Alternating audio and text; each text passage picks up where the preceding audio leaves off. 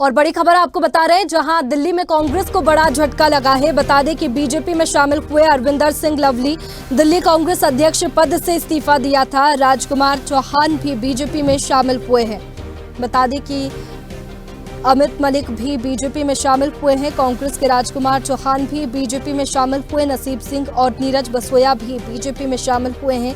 केंद्रीय मंत्री हरदीप सिंह पुरी ने सदस्यता दिलाई है। ये बड़ी खबर दिल्ली से आपको बता रहे हैं, जहां दिल्ली में कांग्रेस को बड़ा झटका लगा है। बीजेपी में शामिल हुए अरविंदर सिंह लवली, बता दें कि दिल्ली कांग्रेस अध्यक्ष पद से इस्तीफा दिया था। राजकुमार चौहान भी बीजेपी में शामिल हुए हैं। अमित मलिक भी बीजेपी में शामिल हुए हैं। नसीब सिंह और नीरज बसोया भी बीजेपी में शामिल हुए। केंद्रीय मंत्री हरदीप सिंह पुरी ने सदस्यता दिलाई है। तो ये एक बड़ा झटका कांग्रेस को दिल्ली में लगा है। बीजेपी में शामिल हुए अरविंदर सिंह लवली दिल्ली कांग्रेस अध्यक्ष पद से इस्तीफा दिया था।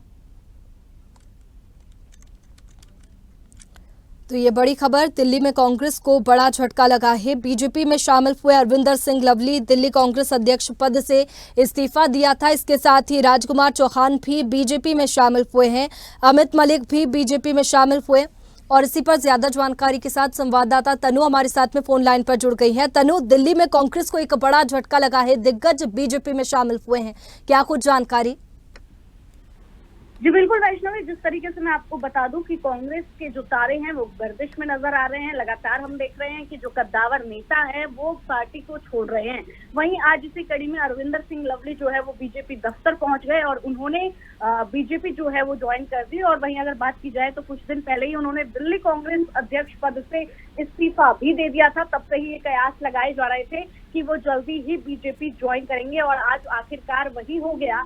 आम आदमी पार्टी से गठबंधन को लेकर लवली जो है वो कांग्रेस हाईकमान से लगातार नाराज चल रहे थे। उस समय उन्होंने सिर्फ प्रदेश अध्यक्ष पद से वैष्णवी इस्तीफा नहीं दिया था, साथ ही उन्होंने बहुत जो तमाम आरोप है वो भी कांग्रेस के ऊपर लगाए थे कि उनकी कोई सुनवाई नहीं होती, उनकी बात को तवज्जो नहीं दिया जाता, नियुक्ति नहीं हो रही। और जब बीजेपी से सवाल किए जाते थे तो वो कहते थे कि मैं इस बारे में कुछ नहीं कह सकता। और आज देखिए उन्होंने बीजेपी जो है वो ज्वाइन कर ली और हरदीप सिंह पुरी ने उन्हें बीजेपी की जो है वो सदस्यता दिला दी। तो इससे साफ हो गया है कि लगातार जो बीजेपी का कुनबा है वो लगातार स्ट्रॉन्ग होता जा रहा है वैष्णवी। और जिस तरीके से इंडिया गठबंधन मजबूती की बात करता है और ये कहता है कि हम तो एकजुट है, वहाँ चुनाव के बीच में कहीं ना कहीं जो है यहाँ पर छवि जो है वो धूमिल होती हुई दिखाई दे रही है। कांग्रेस की जो वादे कांग्रेस करती है या जो इंडिया गठबंधन करता है वो खोखले हो जाते हैं और जो कद्दावर नेता है वो कांग्रेस छोड़कर जो है बीजेपी में ज्वाइन हो जाते हैं। बिल्कुल तनु, बड़े चेहरे बीजेपी में शामिल हो रहे हैं। शुक्रिया आपका तमाम जानकारी के लिए।